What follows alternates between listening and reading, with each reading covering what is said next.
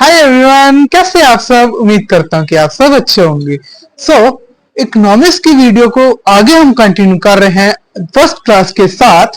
वो है topic introduction to micro economics.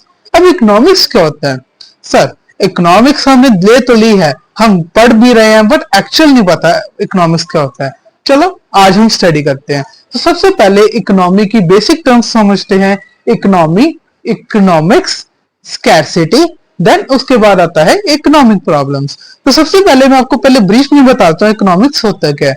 देखो बच्चों, इकोनॉमिक्स है ना, वो एक सिस्टम है जो प्रोवाइड करता है रिसोर्सेस, वर्क देता है लोगों को, ताकि वो अपना लिविंग अर्निंग मोड अपना आगे कंटिन्यू कर सकें। ठीक है, वो रिसोर्सेस को प्रॉपर यूज कर सकें, अपनी जो भी वांट है वो लिमिटेड रिसोर्सेस को भी लेके अपनी वांट को सेटिस्फाई कर सके। सो ये कहता है इकोनॉमिक्स। अब देखो, जो इकोनॉमी है उसकी वो सारी कंट्री की ग्रोथ डेवलपमेंट उस पर डिपेंड करती है, वो इतना क्रूशियल रोल प्ले करता है। वो सारे उसके रिसोर्सेज, सारे फैक्टर्स हैं, वो उस पर डिपेंड करते हैं। चलो देखते हैं कि बेसिक इकोनॉमिक्स होता क्या है। चलो टाइम को ना वेस्ट करते हुए शुरू करते हैं।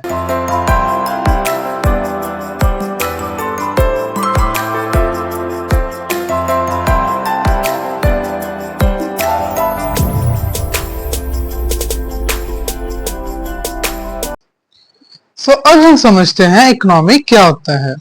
सबसे पहले हम समझते हैं कि इकोनॉमी क्या होता है। Economy is a system which provides people the mean to work on livelihood. कहते जो इकोनॉमी है, एक सिस्टम बना हुआ है जो लोगों को काम प्रोवाइड करता है ताकि वो अपना लिविंगहुड को आगे कंटिन्यू कर सके, रिसोर्सेज को यूज कर सके प्रॉपर। ठीक है, अब इकोनॉमी में जैसे आ जाता है फैक्ट्रीज आ जाता है, शॉप, सर्विस प्रोवाइडर, ताकि जो भी ह्यूमन वांट्स हैं उसको सेटिस्फाई कर सकना। अब वांट क्या होता है? जो चीज हम चाहते हैं। मान लो ये आप हो, आप चाहते हो कि मुझे शूज भी चाहिए, मुझे अच्छे कपड़े भी चाहिए, क्लोथ्स चाहिए ब्रांडेड, मुझे एक अच्छी कार चाहिए, मुझे मोबाइल चाहिए। मतलब कि आपकी रिसोर्सेज तो कम हो ही नहीं रही हैं आप, बट आपके जो लिमिट वांट्स हैं वो ये है, एक ये है और ये है, पता नहीं कितनी सारी वांट्स हैं, बट आपके रिसोर्सेज छोटे से हैं। मान लो आपके पास 10,000 है, तो आप 10,000 में कैसे ये सारी चीजें पूरी कर सकते हो, ये इकोनॉमी बताता है। ये ह्यूमन नेचर है जो एक रिसोर्सेस को ह्यूमन वांट की लिमिट वांट को सेटिस्फाई करना होता है। ठीक है, फॉर एग्जांपल जैसे इंडियन इकोनॉमी है, वो कंसिस्ट करता है सारे रिसोर्सेस के साथ, जैसे एग्रीकल्चर में प्रोडक्शन होना, इंडस्ट्री में होना, कम्युनिकेशन में होना, ये सारी एक इकोनॉमी में काम करती है। ठीक है, पता लगा कि इकोनॉमी क्या होता है। इकोनॉमी एक ऐसा सिस्टम है जिसमें ह्यूमन रिसोर्स अपनी वांट को सेटिस्फाई करता है, लिमिटेड रिसोर्सेज वो प्रोवाइड किए जाते हैं ताकि वो अपना लिविंगहुड अर्निंग इंक्रीज कर सके। ठीक है, अब यहाँ पर एक इकोनॉमी का वाइटल प्रोसेस भी मैंने बताया है जो मेनली फॉलो किया जाता है। सबसे पहले प्रोडक्शन की जाती है, गुड्स प्रोड्यूस किए जाते हैं, सर्विस दी जाती है, देन एक्सचेंज किया जाता है, बाय सेल किया जाता है और अपना प्रॉफिट अर्निंग की जाती है। उसके बाद प्रोडक्शन की होगी, उसके बाद कंज्यूमर अब कंज्यूम करता है, कंजम्पशन होती है, उसको यूज करता है रिसोर्सेज को। ठीक है, उसके बाद इन्वेस्ट करता है। अब यूज करने के बाद कुछ ऐसे लोग होते हैं जो इन्वेस्ट भी करते हैं ताकि उनका अर्निंग लिविंगहुड इंडिविजुअल इनकम है वो इंक्रीज हो सके। इसके साथ सोसाइटी की ग्रोथ डेवलपमेंट भी होती है। ये कहता है इकोनॉमी। अब हम समझते हैं इकोनॉमी क्या होता है। इकोनॉमिक्स जैसे कि मैंने बताया कि जिसमें रिसोर्सेज तो लिमिटेड हैं, बट जो वांट है, जो हमारी ह्यूमन बिहेवियर की वांट्स हैं, इच्छाएं हैं, वो अनलिमिटेड है। अब इकोनॉमिक्स क्या कहता है? वो सारी बताता है कि चॉइसेस। अब देखो, हर कोई चाहता है कि मैं ये भी पूरी कर लूं, मुझे ये भी चाहिए, मुझे ये भी चाहिए। क्या वो सारी चीजें एक वक्त में ले सकता है? नहीं ले सकता। उसको चूज करना पड़ेगा अभी कौन सी मुझे अभी चाहिए, कौन सी मैं बाद में लूं। उसकी चॉइसेस यहाँ पर आ जाती है। क्यों करना पड़ता है चॉइस? क्योंकि स्कैरिसिटी की कमी हो जाती है, प्रेजेंस है। अब रिसोर्सेस थोड़े से हैं, डिमांड ज्यादा है पर सप्लाई नहीं है, तो वहां पर स्कैरसिटी आ रही है, कमी आती है रिसोर्सेज की, उस वजह से ह्यूमन को चॉइस करना पड़ता है कि मुझे कौन सा चाहिए। अब वहां पर मिस्टर चिंटू है, उसके पास काफी सारी ऑप्शंस आ गई हैं। अब वो कंफ्यूज है कि मुझे क्या चूज करना चाहिए, मुझे फोन लेना चाहिए, कार लेनी चाहिए या कपड़े लेने चाहिए। सो ऐसे एज अ ह्यूमन बिहेवियर है, वो चॉइस करनी पड़ती है उसको क्या एट प्रेजेंट पे चाहिए। ठीक है, ये यहाँ पर इकोनॉमिक्स हमें स्टडी कराता है ह्यूमन बिहेवियर क्या है, रिलेशनशिप बताता है कितने हमारे रिसोर्सेज हैं और क्या हमारी वांट्स है, क्या चीजें हमें अभी चाहिए और क्या हम उसको बाद में ले सकते हैं। It's make a decision to buy any product to consume it. Okay, कोई भी प्रोडक्ट को कंज्यूम करने से पहले उसको रिसोर्सेज के साथ डिसाइड करना, यही हमें इकोनॉमिक्स बताता है, यही हमें इकोनॉमिक्स सिखाता भी है। अब हम बात करते हैं स्कैरसिटी। स्कैरसिटी का मेन मतलब यही है कि एक लिमिटेशन होना डिमांड सप्लाई की डिपेंड पे। मान लो आपको ये एक प्रोडक्ट चाहिए, ठीक है, जिसकी डिमांड ज्यादा है due to price drop. Particular mobile का प्राइस ड्रॉप हो गया है, सस्ता हो गया है, अब उसकी डिमांड बढ़ गई है, अब उसकी सप्लाई कम हो जाएगी।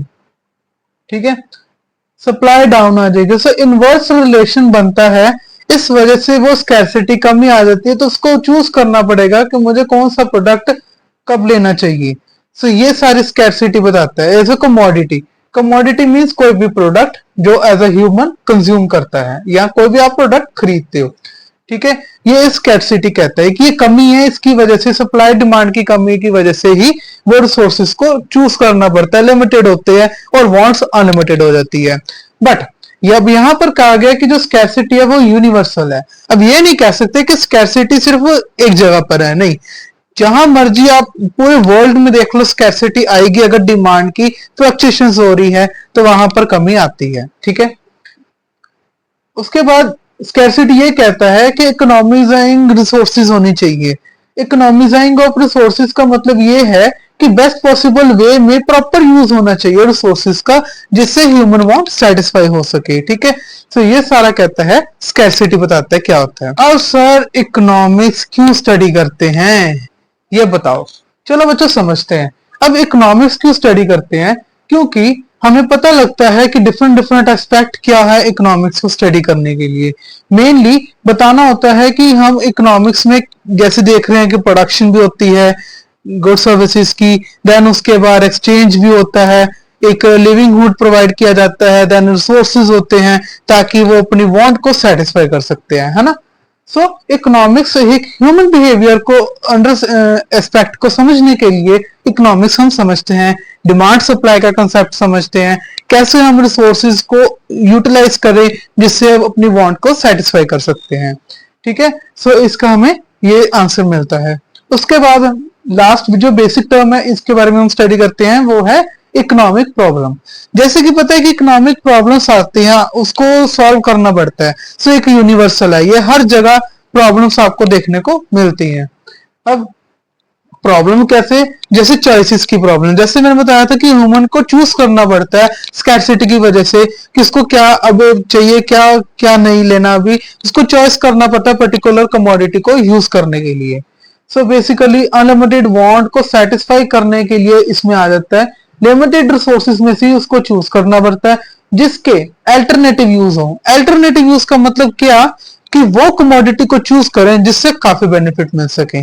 ठीक है, जैसे वो एक कोई ऐसा प्रोडक्ट ले जिसको वो यूज भी कर सके, बाद में सेल भी कर सके और अर्न भी कर सके, देन ऐसे प्रोडक्ट को वो चूज कर सके। ठीक है, सो ये प्रॉब्लम्स आ जाती हैं। अब ये प्रॉब्लम्स आती क्यों, इसके कारण क्या है, वही स्कैरसिटी, स्कैरसिटी की वजह से अनलिमिटेड वांट होना और अनलिमिटेड वांट की वजह से अल्टरनेटिव यूज को क्रिएट करना। सो ये रिसोर्स जिसके एक प्रोडक्ट के अल्टरनेटिव यूज होते हैं वो भी एक कमी करता है चॉइस करने में।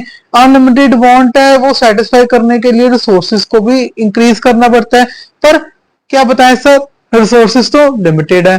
सो ये सारी चीजें कारण आते हैं जिससे इकोनॉमिक प्रॉब्लम्स आती हैं, और इकोनॉमिक प्रॉब्लम्स को सॉल्व करना होता है, उसको क्या एस्पेक्ट लगता है, यही हम इकोनॉमिक्स में स्टडी करते हैं। सो आई होप कि आपको ये टॉपिक क्लियर हुआ होगा। सो अब हम समझते हैं इकोनॉमिक्स का थोड़ा सा मीनिंग डिटेल में, और उसके बाद इसकी क्लासिफिकेशन समझते हैं इकोनॉमिक्स की। अब हम समझते हैं main meaning of economics. Economics एक सोशल साइंस है जो स्टडी कराती है द वे ऑफ सोसाइटी, कैसे सोसाइटी चूज करती है प्रोडक्ट को और लिमिटेड रिसोर्सेज में उसको यूज करती है, और विच हैव अल्टरनेटिव यूज, जिसके बहुत सारे यूज हों, वो गुड सर्विसेज को प्रोड्यूस करती है और different different class of people को डिस्ट्रीब्यूट करती है, प्रोवाइड करती है, वो कंज्यूम करती है और अल्टरनेटिव ये साइकिल चलता रहता है। सो मेन ये मोटिव कहता है इकोनॉमिक्स है। अब इसका सोशल साइंस क्यों किया गया? क्योंकि रिलेट करता है, सोसाइटी के रिलेटेबल करता है, ठीक है, जिसमें सारे रिसोर्सेज को प्रॉपर यूज करना, और इकोनॉमिक्स ही प्रॉपर ग्रोथ डेवलपमेंट लेके आता है कंट्री की भी, ये भी याद रखना बच्चों, ठीक है। अब हम समझते हैं इकोनॉमिक्स कितने तरह की होती है। क्लासिफिकेशन में हम बताते हैं कि इकोनॉमिक्स दो तरह की होती है, एक होती है पॉजिटिव इकोनॉमिक्स, दूसरी होती है नॉर्मेटिव इकोनॉमिक्स। पॉजिटिव इकोनॉमिक्स बच्चे हमेशा ध्यान रखना कि पॉजिटिव इकोनॉमिक्स हमेशा प्रेजेंट के बारे में बात करती है, जो प्रेजेंट प्रॉब्लम्स अराइज होती है, जैसे कि अनएम्प्लॉयमेंट बढ़ रही है, इन्फ्लेशन बढ़ रही है, ठीक है, और जो एक क्लासिफिकेशन होती है, जो एक करप्शन होती है, करप्शन इंक्रीज हो रही है, ठीक है, वो इंक्रीज हो रही है, वो प्रॉब्लम्स एट प्रेजेंट है ना, वो प्रेजेंट प्रॉब्लम्स को सॉल्व करना होता है। ये पॉजिटिव इकोनॉमिक्स है जो प्रेजेंट के बारे में बताता है, जैसे इन्फ्लेशन बढ़ रही है, ठीक है, प्राइसेस बढ़ रहे हैं प्रोडक्ट के, ठीक है, देन उसके बाद डिमांड सप्लाई फ्लक्चुएट कर रही है, ये प्रेजेंट है जो आज चल रहा है। और नॉर्मेटिव है, वो बताता है अबाउट फ्यूचर, कि ये प्रॉब्लम्स कैसे सॉल्व की जा सकती है। अब अगर प्राइसेस राइज हो रहे हैं तो उसको कैसे कम कर सकते हैं, अगर अनएम्प्लॉयमेंट बेरोजगारी ज्यादा बढ़ रही है तो उसको कैसे हम मतलब अपॉर्चुनिटीज दें जिससे वो कम हो सके, वो फ्यूचर के बारे में बताती है, वो नॉर्मेटिव इकोनॉमिक्स होती है।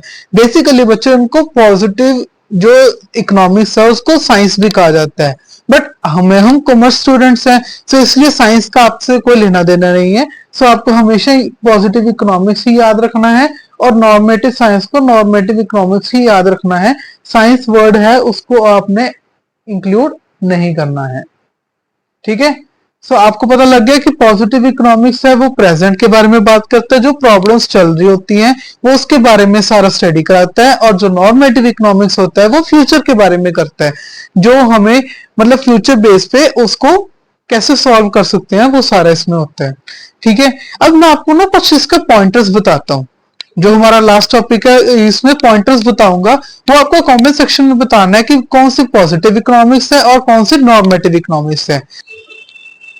अब हम चैप्टर को आधे तक तो पढ़ चुके हैं, मीडियम चैप्टर हमने देख लिया है, बट अब हम देखते हैं कि आपको कितना समझ आया है। हम यहाँ पर आपको प्रेजेंट कर रहे हैं कुछ क्विक पॉइंटर्स जिसका आपने जवाब कमेंट सेक्शन में बताना है, जैसे कि मैंने पहले भी बताया।